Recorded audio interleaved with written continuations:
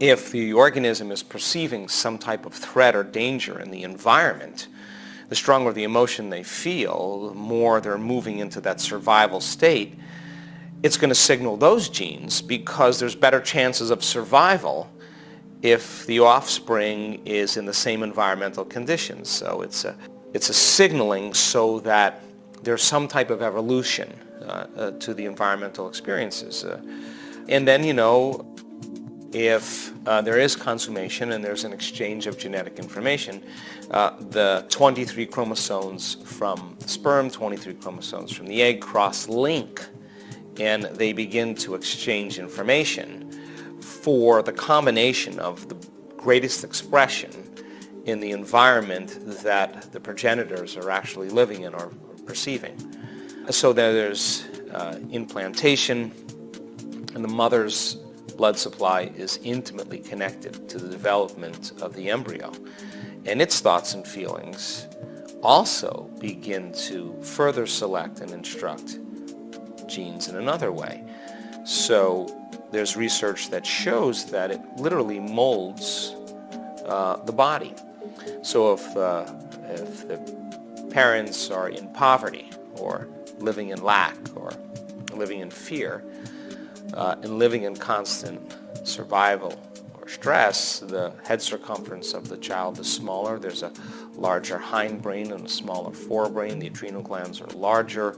The body has been shaped and molded, again, equal to the interaction in the environment, so that there's even further signaling for the greatest expression in that environment. And then, of course, then there's partition, there's birth, and now the environment is a strong signal once again. So now the child's brain is so neuroplastic that it's deeply involved in learning everything in its environment as quickly as possible and to navigate in a new body. So it tends to model and pay attention to behaviors. And there's neurons in the brain called mirror neurons that are actually priming the brain to demonstrate the same behavior. And when a female lioness is teaching her cubs how to hunt, she doesn't say, okay, you go that way, I'm going to go this way. She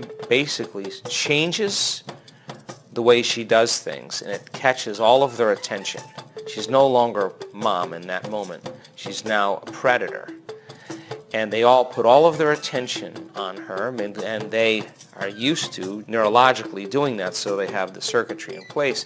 And all of a sudden, she starts to move in an environment, and the same neurons in their brains are turning on as if they were hunting. She's priming their brain. She's selecting and instructing neurological networks and saying, don't pay attention to what I'm saying.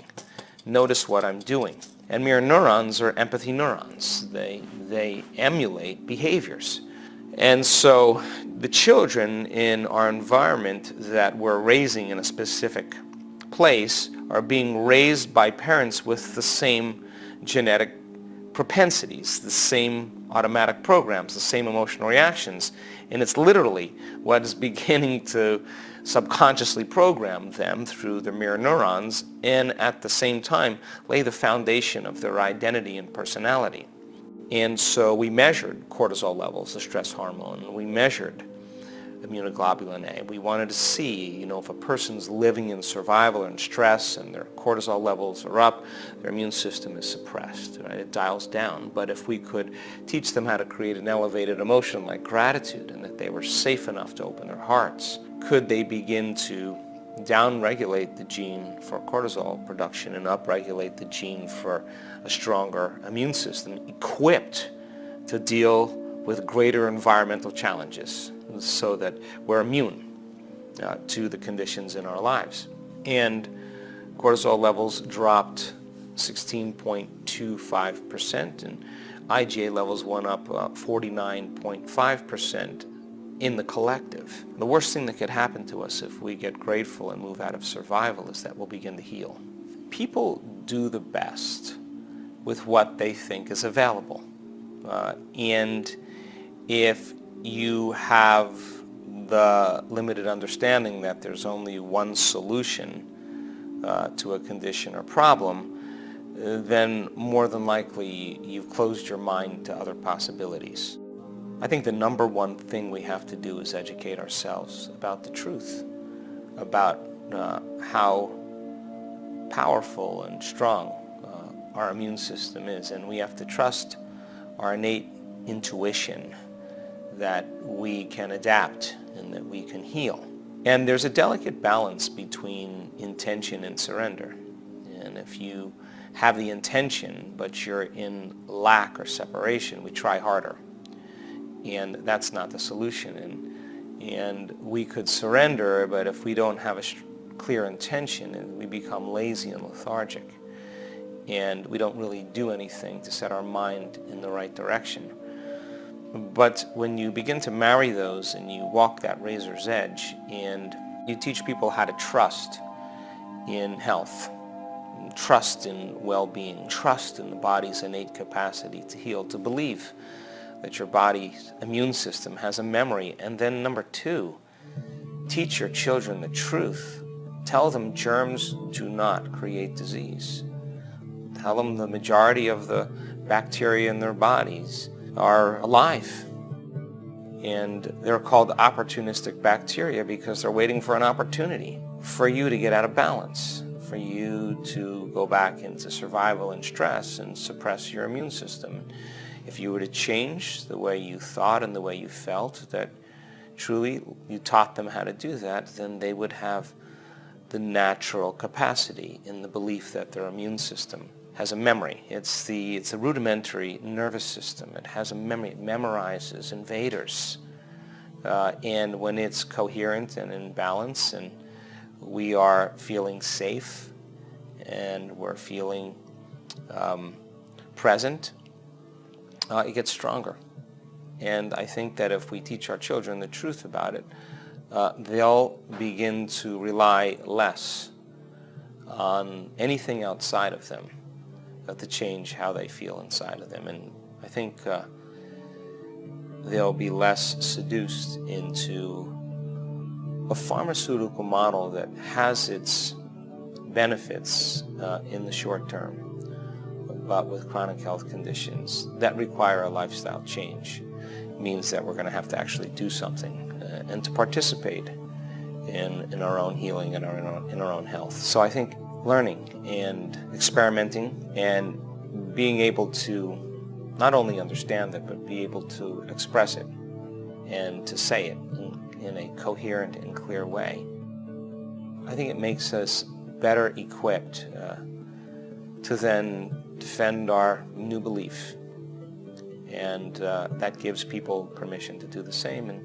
And by teaching our children the way it is, I think it helps change the future. And I've never immunized my kids. I never would. And I went through that period talking to educators, talking to administrators about all of it. And I think, it's information is getting out there. We can't face these problems in fear because it's going to weaken us. We have to face them in courage. And we can't do what's been done. We got to do it differently. So, nice fast track to enlightenment is be the very thing you want your children to be, because you can't say to your child, stop being such an emotional basket case, because they're witnessing you. They're paying attention to who you're being. And our mirror neurons, kind of modeling neurons that emulate behaviors, I think are always active in most human beings. And I think that's what kind of creates this mass consciousness, maybe even mass limitation or mass unconsciousness in the way that we believe we're so limited. And our research shows that 10 minutes of gratitude a day, 3 times a day for 3 days, strengthens the immune system by 50%, that we begin to produce a chemical called IgA, immunoglobulin A, your body's primary defense against bacteria and virus. It's the body's natural flu shot. In fact, it's better than any flu shot.